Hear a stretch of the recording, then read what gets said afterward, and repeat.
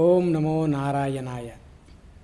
మనము గండికి అనేటువంటి ఒక వేశ్య కథ ఈరోజు చెప్పుకుంటున్నాం. ఇప్పుడు ఏదైతే గండకి నది ఉందో, ఎక్కడైతే సాలగ్రామాలు పుడుతున్నాయో, మనం గుడిలో ఇంట్లో పెట్టుకొని పూజ చేస్తున్నాము, వాటి కథే వింటున్నాం.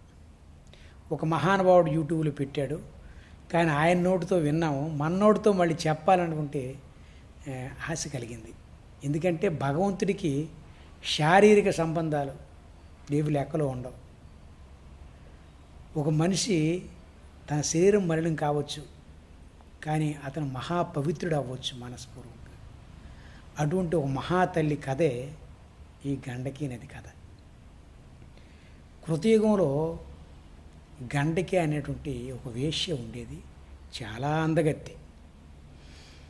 ఆవిడ ఏంటంటే, ఆ రోజు ఉదయం నాడు ఎవరైతే తనకి మొదటగా వచ్చి ఈరోజు నీతో నేను ఉంటాను అంటే ఆయనకు ఒప్పుకుండేది. తర్వాత ఎన్ని లక్షల కోట్ల రూపాయలు తెచ్చినా, ఎంత బంగారు మనుమానికి తెచ్చినా ఒప్పుకుండేది కాదు. తల్లి నివారించడానికి ఎంత ప్రయత్నించినా వినలేదు ఆవిడ. ఆ రోజు అతన్ని భర్తగా సేవించేది. అలా ఉదయాన్నే మొదట ఎవరైతే వస్తున్నారో ఆయనతో పాటు ఆ రోజు గడిపేది. ఆవిడ అందచందాలను చూసి శ్రీ మహావిష్ణువుకే పరీక్ష చేయనటువంటి కోరిక పుట్టిందంట.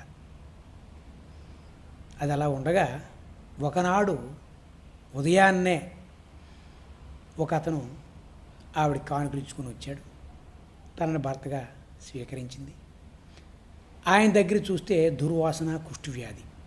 ఆయనకి స్నానపాలనంతా ఆచరింపజేసి కొత్త దుస్తులిచ్చి కట్టి ఆయనతో పాటు ఆ రాత్రికి పక్క వేచింది. ఆయన పాపం శరీరం జ్వరంతో నకనకలాడుతూ ఆ రాత్రి అక్కడ అతను మరణించాడు. మరణించిన తర్వాత ఈ మహాపతివ్రత, మనం ఏదైతే వేశ్య అనుకుంటున్నామో ఆ మహాతల్లి తనని భర్తగా అంగీకరించింది కనుక ఆ రోజుల్లో సతీసహగమనం ఉండేది. ఆ సతీసహగమనానికి ఆవిడ సిద్ధపడి తన ఇంతవరకు సంపాదించిన ధనాన్ని పేదందరికి పంచి మేళతాళాలతో ఆ శవంతో ఊరేగి వెళ్ళి ఆ శవానికి నిప్పంటించి ఆ అగ్గిలో దూకింది.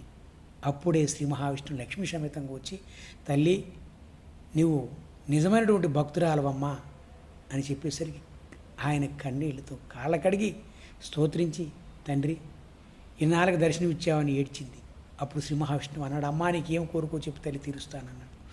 ఏం కోరికలేదు నాన్న, నా కడుపులో నువ్వు పుట్టాలని కోరుకుంది. శ్రీ మహావిష్ణువుని వచ్చే జనంలో నువ్వు నదిగా పుడతావమ్మా, నీ నదిలో సాలగ్రహంగా పుడతావు.